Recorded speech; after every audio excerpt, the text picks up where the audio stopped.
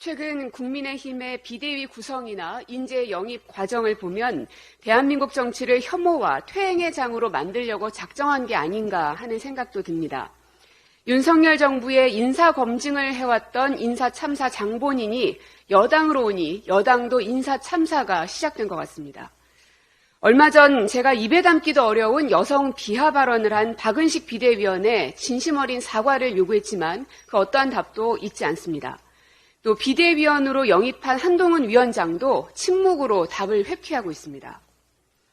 그런 박은식 비대위원이 이번엔 백범 김구 선생에 대해서 폭탄 던지던 분이 국제정세와 나라 돌아가는 시스템에 대해서 잘 알까라고 쓴 것으로 보도됐습니다. 심지어 3.15 부정선거에 대해서 밑에 애들이 장난친 것이라면서 이승만 대통령 탓이 아니라고 주장한 뒤 어느 독재자가 시위 좀 한다고 하야해야 하나? 라고 주장했다고 합니다.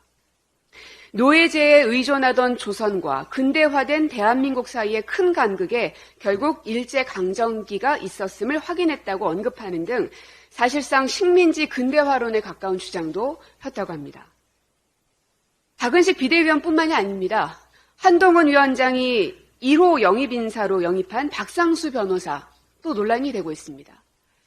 박 변호사가 운영하던 법조인 커뮤니티의 극단적인 여성 혐오 발언과 동료 변호사에 대한 인신공격성 발언이 다수 게재된 것으로 보도되고 있습니다. 그 해당 커뮤니티에는 예쁜 여자는 페미니즘을 하지 않는다. 그럼 기가 찹니다. 30살에 결혼 못하고 아기 안 낳으면 남녀불문 아오지 탄광으로 보내야 된다. 이런 극단적인 게시글이 최근에도 계속 올라오고 있습니다. 이전 게시물에는 여자는 잠재적 성매도충이라거나 여자는 잠재적 영아살인범 이런 극단적인 여성 혐오 발언을 담은 게시물도 올라왔다고 합니다. 국민의힘은 여성 혐오에 대해서 도대체 어떤 입장인 겁니까? 이런 발언들과 이런 발언을 한 인사들이 나오면 그건 그 사람의 문제다. 과거의 문제다. 그러나 국민의힘에 영입된 사람이나 국민의힘에 있다가 나간 사람이나 계속해서 여성 혐오 발언들이 잇따라 나오고 있지 않습니까? 근데 왜 여기에 대해서 강력하고 단호하게 조치하지 않습니까? 여성 혐오 발언 이런 것쯤은 해도 되는 겁니까? 여성들은 이런 저급한 취급을 받아도 되는 존재입니까? 한동훈 비대위원장은 지난 5일에 이런 말을 했습니다. 국민들이 전혀 공감하지 않는 극단적인 혐오의 언행을 하는 분은 우리 당에 있을 자리가 없을 것이다. 박은식 비대위원과 박상수 변호사는 왜 그대로 두는 겁니까?